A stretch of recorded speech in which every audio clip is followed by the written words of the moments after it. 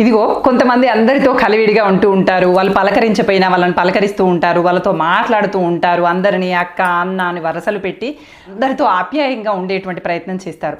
కానీ పాపం వాళ్ళు ఇంత చేసిన వాళ్ళకి అందరూ శత్రువులే ఉంటారు. ఎందుకో చెప్పండి? అందరితో బాగానే పలకరిస్తున్నారు కదా, నవ్వుతూ మాట్లాడుతున్నారు, అందరూ నా వాళ్ళే అనుకుంటున్నారు. మరి ఎందుకు ఇలా ఎందుకు జరుగుతుందంటే వాళ్ళ ముందు ప్రేమగా మాట్లాడతారు, పలకరిస్తారు, తగ్గి ఒదిగి ఉంటారు, అని చేస్తారు. కానీ వాళ్ళ నుండి ఒక్క అడుగు దూరం జరగగానే వాళ్ళ గురించి ఇతరులతో గుసగుసలు మాట్లాడుతూ విమర్శలు చేస్తూ ఉంటారు.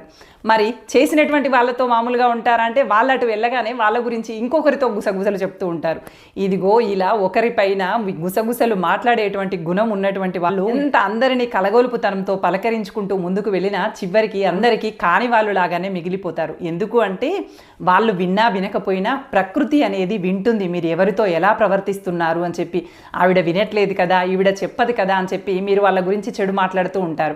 అప్పుడే ఫోన్ వస్తే అది ఉండవా నీ గురించే అనుకుంటున్నాను అని చెప్పి మాట్లాడతారు. ఫోన్ పెట్టేగానే వాళ్ళ గురించి చులకనగా వాళ్ళు ఫోన్ చేశారు పలానా చులకనగా మాట్లాడుతూ ఉంటారు. మీరు వాళ్ళు వినట్లేదు అనుకుంటారు, కానీ మీ మనసు ప్రకృతి అని వింటూ ఉంటాయి. దానికి తగినట్టుగానే మళ్ళీ వాళ్ళ ప్రతిస్పందన మనకి చేరుతుంది. అందుకోసమని మీరు ఎవరితో అయినా స్నేహంగా ఉండాలి అనుకుంటే వాళ్ళ ముందు వాళ్ళ వెనుక ఒకేలాగా ఉండండి. అంతేకాని ఎవరి మెప్పు కోసమో అవతలి వాళ్ళకి పడలేదని చెప్పి మీకు నచ్చినటువంటి వ్యక్తి గురించి కూడా అవతలి వాళ్ళు మిమ్మల్ని మెచ్చుకోవాలనేటువంటి ఉద్దేశంతో వీళ్ళతో వాళ్ళ గురించి చెడుగా మాట్లాడుతున్నారు అంటే క్రమక్రమంగా మీ బంధము బలహీనపడిపోతుంది. ఖచ్చితంగా అపార్థంతో మీకు వాళ్ళు దూరం అయ్యేటువంటి అవకాశం ఉంటుంది. అందుకోసమని ఎవరు మీ దగ్గర ఉన్నా లేకపోయినా ఎవరి గురించి చెడుగా మాట్లాడకండి.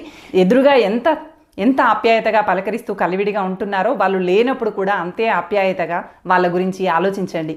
అంతేకాని వాళ్ళ ముందు ఒకలాగా మాట్లాడి వాళ్ళు వెళ్ళగానే విమర్శలు చేస్తూ కూడా వాళ్ళతో స్నేహంగా ఉండాలి అనుకుంటే అది ప్రకృతి విరుద్ధమైనటువంటి పని. ఎప్పటికీ సాధ్యం కాదు. మీరు అందరి ముందు కలివిడి మనిషిగా ఉంటారు, కానీ ఖచ్చితంగా ఒంటరితనంతో బాధపడుతూ ఉంటారు. నాతో ఏకీభవించే వాళ్ళు ఎంతమందో కామెంట్ చేయండి.